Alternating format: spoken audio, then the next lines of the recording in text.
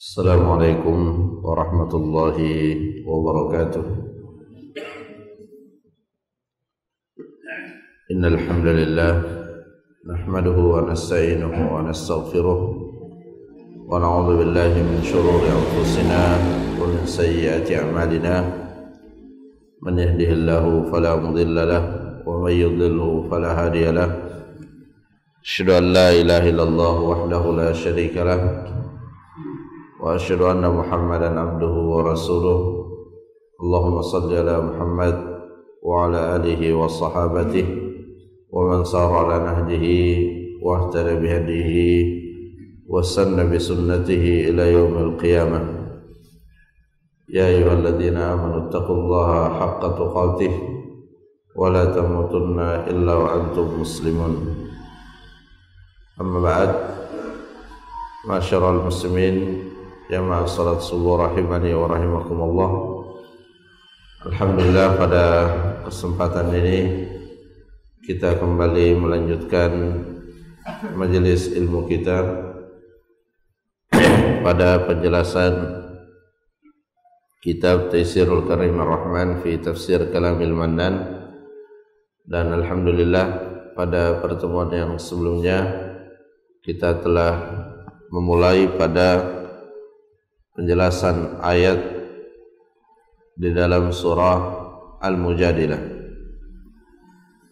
Dan seperti yang telah kita sampaikan pada pertemuan yang sebelumnya, bahwa awal-awal dari surah Al-Mujadilah ini berbicara tentang suatu peristiwa yang terjadi pada zaman Rasulullah SAW, yaitu antara Khawlah dengan suaminya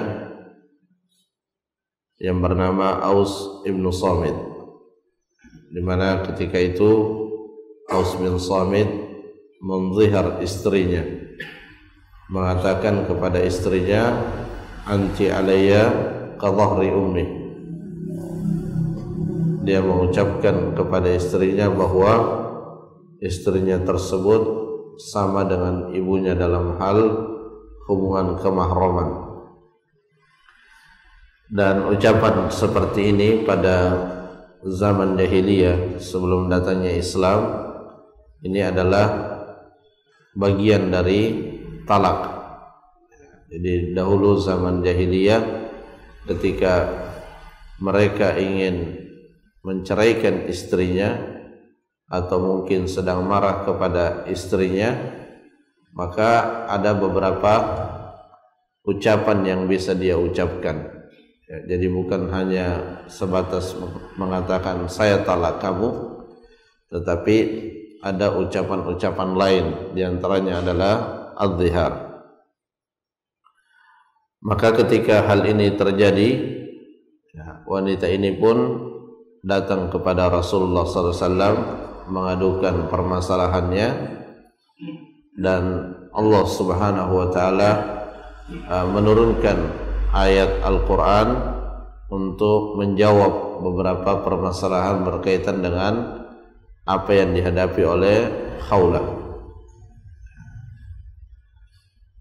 Ini menunjukkan bahwa Allah Azza wa Jalla sangat perhatian dengan hal-hal yang dihadapi oleh manusia, bukan hanya pada urusan-urusan yang menyangkut atau melibatkan orang banyak, tetapi pada urusan-urusan yang bersifat pribadi, urusan-urusan yang berkaitan dengan rumah tangga, itu pun diperhatikan dan diatur oleh agama Islam.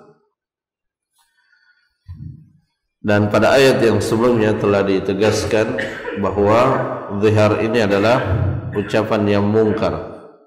Jadi kita tidak dibenarkan untuk mengucapkan kata-kata ini kepada istri kita, karena dia termasuk di dalam kategori perkataan yang mungkar. Wa innahum la yaquluna munkaran minal qawli wa zura. Jadi jelas di sini ayatnya dijelaskan status daripada ucapan zihar itu, bahwa dia adalah perkataan yang mungkar. Ya, tetapi di akhir ayat Allah Subhanahu wa taala mengatakan wa innallaha la'afuwun ghafur. Dan Allah Subhanahu wa taala Maha Pemaaf dan Maha Pengampun.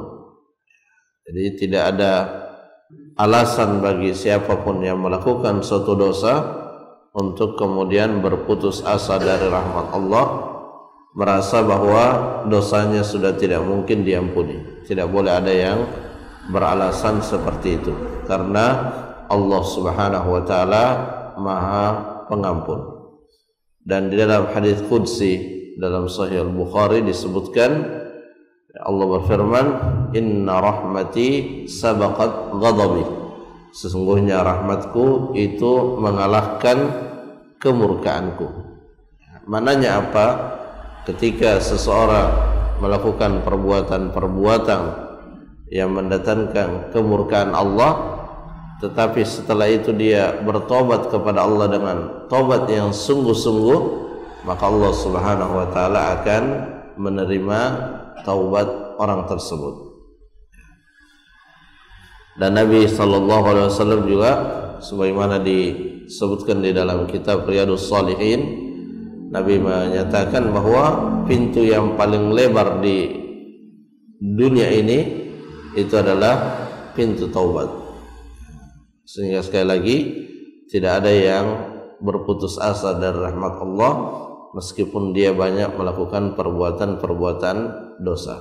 Hanya saja tidak boleh bagi seseorang untuk bersandar pada luasnya rahmat Allah sehingga dia bermudah-mudah di dalam melakukan kemaksiatan. Karena cara pandang yang seperti ini bisa menyerumuskan seseorang dalam su'ul khatimah. Ya, ketika seorang berpikiran bahwa tidak mengapa saya melakukan dosa, toh nanti pada akhirnya saya dengan mudah bisa bertaubat. Nah, bisikan seperti ini adalah bisikan yang sudah pasti datangnya dari iblis dan bisa mencelakakan kita, di mana kita bisa meninggal dalam keadaan su'ul khatimah. Jamaah rahimakumullah, kemudian kita lanjutkan pada ayat yang berkaitan dengan kafaratnya, ya, berkaitan dengan kafarat. Jadi beberapa pelanggaran-pelanggaran di dalam syariat itu disebutkan ada kafaratnya, ya, seperti zihar, kemudian juga mencampuri istri di siang hari bulan Ramadan padahal dia sedang berpuasa, kemudian sumpah, ya, kemudian ketika orang melanggar sumpah atau ketika orang bernazar dan dia tidak bisa menepati nazarnya, maka itu adalah pelanggaran-pelanggaran yang ada kafaratnya. Tapi tidak semua pelanggaran itu kemudian ada kafaratnya secara khusus. Nah, kafarat zihar ini disebutkan oleh Allah Azza wa Jalla pada ayat yang selanjutnya. Allah berfirman, "Walladzina yudhahiruna min nisa'ihim thumma ya'uduna lima qalu." Jadi orang-orang yang menzihar istri mereka, thumma ya'uduna lima qalu, kemudian mereka ingin kembali, ingin membatalkan apa yang telah mereka ucapkan, yaitu ucapan zihar. Nah, di sini Syekh Sa'di mengatakan, ikhtalafal ulama'u fi makna al-aud. Ya, para ulama berbeda pendapat berkaitan dengan makna al-aud, ya, yang di dalam ayat dikatakan thumma ya'uduna. Ya, kalau diterjemahkan secara bahasa thumma ya'uduna, kemudian mereka kembali. Tetapi apa yang dimaksud dengan al-aud atau ya'uduna di dalam ayat ini? Saya mengatakan ada beberapa pendapat di kalangan para ulama. Yang pertama, faqila ma'nahu al-azmu ala jima'i man dhahara minha. Pendapat yang pertama itu adalah ya'uduna adalah seseorang berazam, ya, seorang berazam untuk mencampuri istrinya yang sebelumnya dia telah mengucapkan kepadanya kata-kata zihar. Sehingga dengan pemaknaan ini, sekedar sang suami memiliki azam untuk mencampuri istrinya yang sebelumnya dia telah ucapkan kepadanya kata-kata zihar, maka telah berlaku baginya kewajiban untuk membayar kafarat. Dan seperti yang telah kita sampaikan sebelumnya, bahwa ketika seseorang telah tertuju kepadanya kewajiban-kewajiban, maka pada saat itu dia tidak bisa terlepas dari tuntutan melakukan kewajiban itu hingga dia menunaikan kewajiban itu. Kalau dia lupa sehingga dia meninggalkan kewajiban itu, maka pada saat ia ingat, dia wajib untuk menunaikannya. Kalau dia beruzur sehingga dia tidak bisa melakukan kewajiban itu, maka di saat uzur telah hilang, dia wajib untuk menunaikan kewajiban itu. Dan itulah yang dimaksudkan oleh Nabi sallallahu alaihi wasallam ketika ada orang yang bertanya kepada beliau tentang ibunya yang meninggal dan dia punya nazar, dia punya kewajiban. Maka Nabi mengatakan, fadainullahi ahaqqu bil wafa, utang kepada Allah itu lebih utama untuk dilunasi. Jadi kewajiban yang telah berlaku pada seseorang itu seperti atau mirip dengan utang kita kepada sesama manusia, di mana kita tidak lepas dari tuntutan itu sampai kita melaksanakannya. Ya, jadi misalnya dalam kasus yang lebih konkret, ya, kalau ada orang yang junub atau berhadas besar pada malam hari, kemudian masuk waktu subuh, dia lupa kalau dia berhadas di malam harinya, kemudian dia mandi, tapi mandinya mandi untuk membersihkan diri, bukan untuk menghilangkan hadas besar, karena dia sendiri lupa bahwa semalam dia telah berhadas besar. Dia mandi, kemudian dia sholat, begitu masuk waktu zuhur dia berwudu dan dia sholat zuhur. Nanti ketika asar baru teringat bahwa ternyata semalam dia berhadas besar dan belum melakukan kewajibannya untuk mandi wajib. Dia sudah mandi tapi mandinya bukan mandi wajib karena dia sendiri lupa pada saat itu. Maka ya, dikatakan kepada orang yang seperti ini keadaannya bahwa dia wajib untuk melakukan mandi wajib, ya, karena itu adalah kewajiban yang telah tertuju kepadanya sejak dia berada dalam keadaan hadas besar dan kewajiban itu belum ia tunaikan. Dan semua ibadah-ibadah yang berkaitan dengan wajibnya mandi junub, yaitu salat, maka juga dia harus mengulanginya karena tidak sah salatnya ketika dia melaksanakan salat tersebut dalam keadaan belum suci dari hadas besar. Kembali kepada ayat tadi, jadi tsumma ya'uduna lima qalu, kemudian dia kembali kepada apa yang mereka ucapkan, maksudnya ingin menganulir apa yang mereka ucapkan. Ini pendapat yang pertama mengatakan adalah berazam untuk mencampuri istrinya. Wa yadullu ala hadza anna Allah Ta'ala dzakara fil kaffara annaha takunu qabla al-masis. Dan hal yang menguatkan pendapat ini ayat yang disebutkan setelahnya, bahwa kafara itu dilakukan qabla al-masis.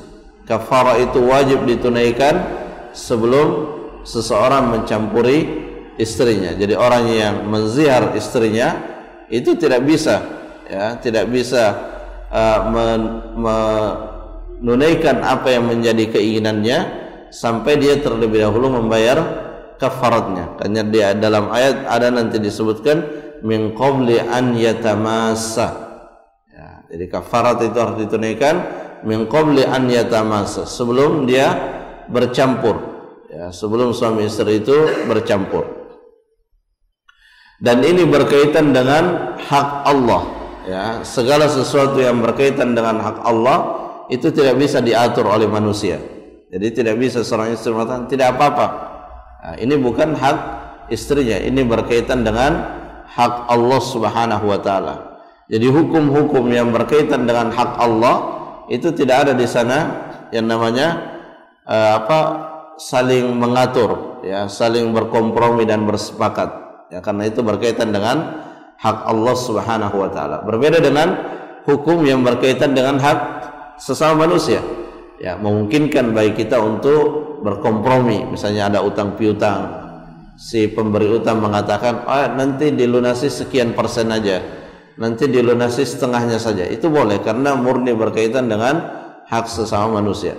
Tapi berkaitan dengan hak Allah, tidak bisa seseorang memperlakukan hukum yang berkaitan dengan hak Allah sama dengan hukum yang berkaitan dengan hak sesama manusia.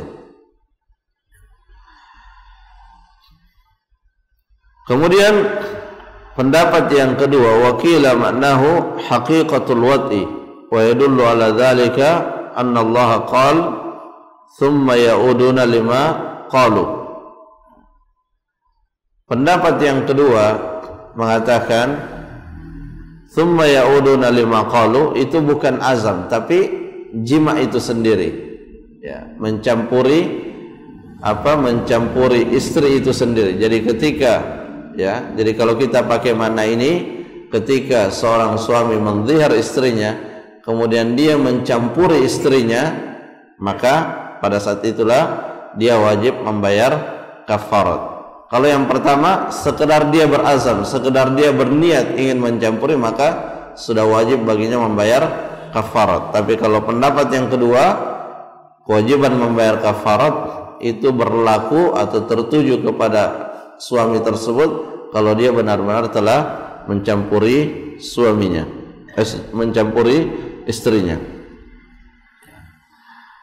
Tapi dari dua pendapat ini, ya, kalau melihat pada lafaz ayatnya, maka yang lebih nampak itu adalah pendapat yang pertama, karena jelas-jelas di sana dikatakan min qabli ayyatamassa, ya, min qabli ayyatamassa. Jadi lebih jelas secara makna, ya, bahwa kafarat itu ditunaikan sebelum bercampur, ya, bukan pada saat setelah bercampur.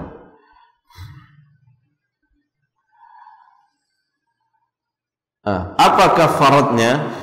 Ya, yang pertama itu adalah tahrir raqabah, ya, memerdekakan budak, ya, dan memerdekakan budak ini hampir ada di setiap kafarat, ya, merdekakan budak itu hampir ada di setiap kafarat, kecuali kafarat yang disyariatkan pada pelanggaran-pelanggaran di musim haji. Tetapi kalau di luar itu, maka hampir semua kafarat itu ada memerdekakan budak. Kafarat sumpah ada memerdekakan budak. Kafarat orang yang mencampuri istrinya di siang hari bulan Ramadan ada memerdekakan budak. Kafarat orang yang membunuh seorang mukmin tanpa sengaja, di sana juga ada kafaratnya, yaitu memerdekakan budak. Ya, dan ini menunjukkan bahwa Islam itu tidak dalam posisi mendukung perbudakan, tapi Islam mengatur perbudakan dan berusaha untuk mengeluarkan manusia dari perbudakan. Dari mana hal itu dipahami? Dari banyaknya pintu-pintu keluar dari perbudakan. Ya, pintu masuknya hanya satu, itu disebabkan oleh terjadinya peperangan. Kemudian ada yang tertawan ini salah satu opsinya, salah satu perlakuan kepadanya itu adalah dengan dijadikan sebagai budak. Ini kalau perang yang jihad fi sabilillah yang benar-benar syar'i, maka tawanan itu salah satu di antara tiga, ya, cara memperlakukannya sesuai dengan ijtihad seorang pemimpin, apakah dijadikan sebagai budak atau dibebaskan dengan cara menerima tebusan, atau bahkan mungkin dibunuh kalau dia dianggap sangat berbahaya. Jadi yang pertama adalah memerdekakan budak. Dan budak yang dimaksud di sini adalah budak yang mukmin, yang sudah memeluk agama Islam. Laki-laki atau perempuan itu tidak jadi masalah. Yang penting budak ini selamat dari aib, ya, selamat dari aib, sehingga selamat dari aib yang menghalanginya untuk bekerja. Jadi budak di zaman dulu itu diperjualbelikan, salah satu fungsinya adalah untuk apa? Untuk bekerja, ya. Dan menjadi kewajiban majikannya untuk memberikan nafkah kepada budak tersebut dan tidak boleh menzaliminya. Ya, kalau sekarang sudah tidak ada aturan perbudakan itu, sudah dihapus, tetapi suatu saat nanti aturan itu akan kembali. Intinya bahwa Islam sangat menekankan untuk memenuhi apa yang menjadi hak-hak para budak dan menganjurkan kaum muslimin yang memiliki kemampuan untuk memerdekakan budak. Dan Islam juga sangat melarang dengan sangat keras menzalimi para budak, sehingga tidak ada alasan untuk kemudian mengatakan atau menuding bahwa Islam itu menindas, Islam itu mendukung perbudakan. Ya, Islam hanya mengatur perbudakan. Fatahriru raqabatin min qabli an yatamassa dzalikum tu'adzuna bihi. Al-hukmu alladhi dzakarnahu lakum tu'adzuna bihi. Nah, hukuman, ya, hukuman yang Allah sebutkan, ya, berupa kewajiban memerdekakan budak kalau seseorang itu menzihar istrinya, itu adalah mau'izah, itu adalah nasihat, ya, itu adalah nasihat. Jadi hakikat daripada mau'izah, hakikat daripada nasihat, ya, disebutkan di sini, yaitu yubayyinu lakum hukmahu ma'at tarhib al-maqrun bihi. Ya, jadi Allah Subhanahu wa taala ketika menasehati, ya, itu adalah disebutkan hukumnya dan juga disebutkan ancamannya ketika hukum itu dilanggar. Disebutkan aturannya dan apa konsekuensinya ketika aturan itu dilanggar. Jadi mau'izah, ya, mau'izah yang juga disebutkan di dalam di dalam ayat Al-Qur'an yang lain, ud'u ila sabil rabbika bil hikmati wal mau'izatil hasanah. Mau'izah itu adalah nasihat yang disertai dengan ancaman atau disertai dengan penyebutan fadilah-fadilah dan keutamaan. Itulah yang disebut dengan mau'izah.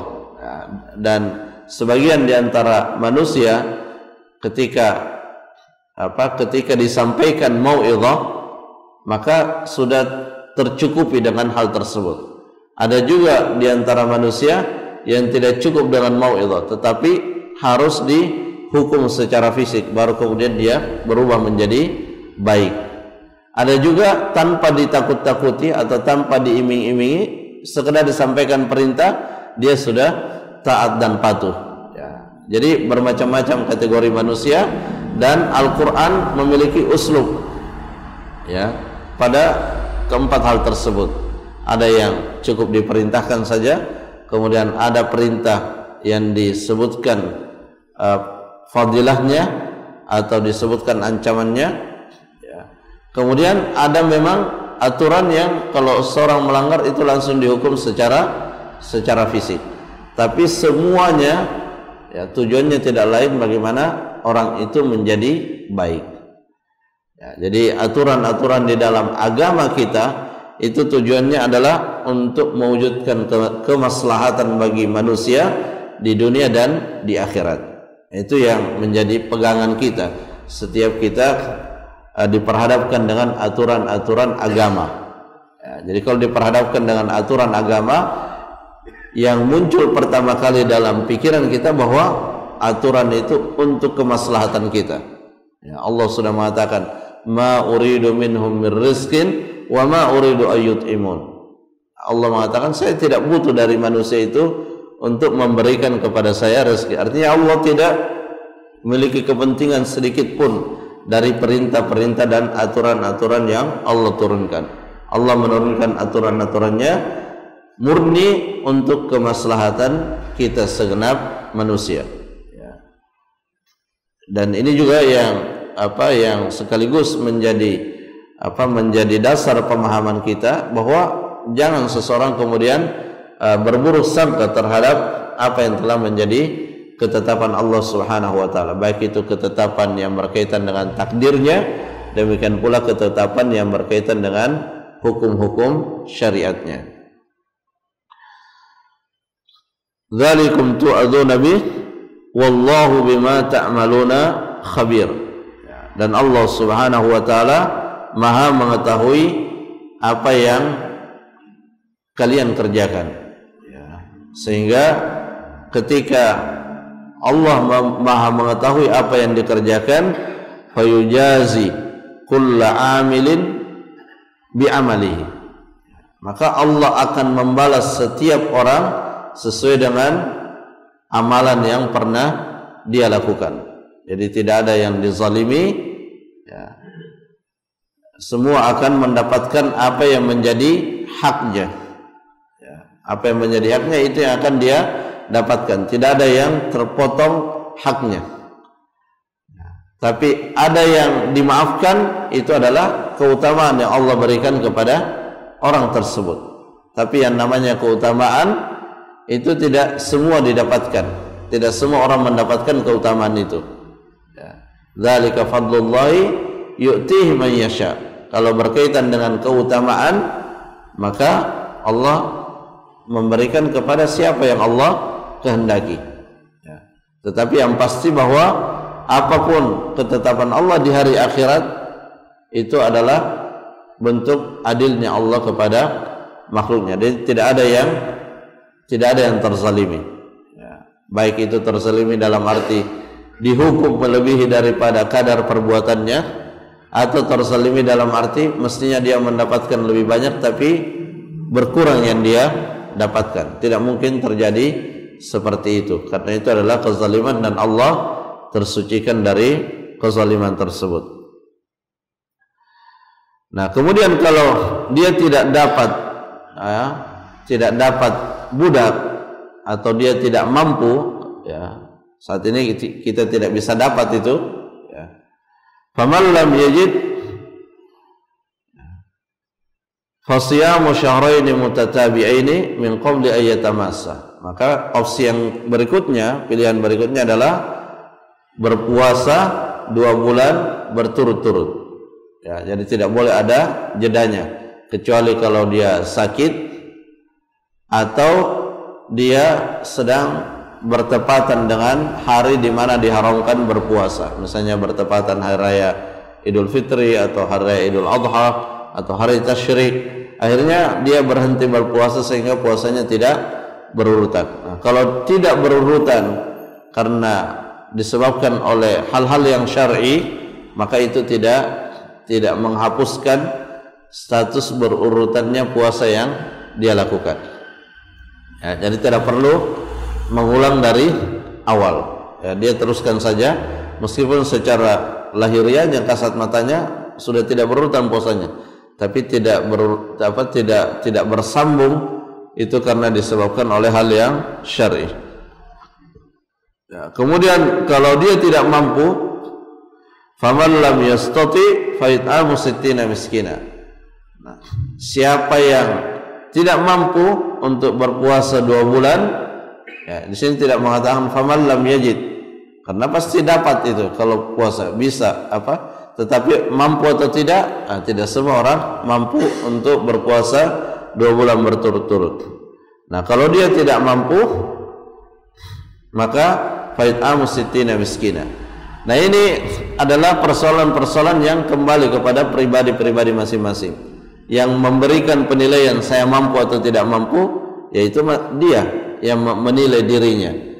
Sehingga dalam penerapan hukum-hukum Allah itu membutuhkan juga ketakwaan kepada Allah, karena hukum-hukum ini sebenarnya bisa diakal-akali kalau orang mau mengakal-akalinya. Tapi kalau orang bertakwa kepada Allah, takut dia untuk mengakali hukum Allah Azza wa Jalla. Fait'amu sittina miskina, memberi makan 60 orang miskin. bagaimana memukul orang miskin. Ini urutan-urutannya, dan ini urutan yang bersifat yang bersifat qat'i, dalam arti tidak boleh dirubah. Ya, tidak boleh dirubah dengan alasan apapun. Jadi hukum Allah Azza wa Jal, ya, ketika sudah tertetapkan maka tidak boleh dirubah dengan alasan apapun, termasuk dengan alasan kemaslahatan. Jadi dibahas dalam di dalam pembahasan tentang usul fiqh, ada orang yang beristihad bahwa zaman dulu kalau memerdekakan budak itu tidak pas bagi seorang raja pada zaman itu, karena budaknya sampai ratusan. Dia zihar istrinya, dengan mudah dia bebaskan satu orang budaknya, sehingga tidak menimbulkan efek jera. Logika-logika seperti ini harus disingkirkan kalau sudah berkaitan dengan hukum yang sudah ditetapkan secara terang dan jelas oleh Allah Subhanahu wa taala. Ya, karena maslahat yang diinginkan oleh Allah dalam kafarah ini bukan hanya pada satu pihak, bukan hanya pada pihak orang yang melakukannya, bukan hanya pada pihak orang yang menzihar, tetapi maslahat yang lain adalah pada bebasnya budak-budak itu. Jadi kalau raja tersebut menzihar istrinya berkali-kali, ya mungkin dia mudah membayar kafarahnya, sehingga tidak nampak efek jerahnya di situ, tapi banyak budak yang dibebaskan. Jadi Allah ketika menentukan suatu hukum itu sudah pasti itu untuk kemaslahatan. Makanya ketika Allah menetapkan akan menciptakan Adam, kan sempat ada dialog dengan malaikat mengatakan, kenapa diciptakan makhluk yang akan menimbulkan pertumpahan darah? Kata Allah, saya lebih tahu daripada kamu. Nah, seperti itulah kalau kemudian terkadang ada orang yang ingin mengatakan, oh ini hukum Allah sudah tidak maslahat, lebih baik yang seperti ini, maka yang tepat untuk dikatakan Allah lebih tahu daripada engkau. Jangan sampai kita secara tidak langsung mengatakan saya lebih tahu daripada Allah. Mungkin tidak terucap secara lisan, tapi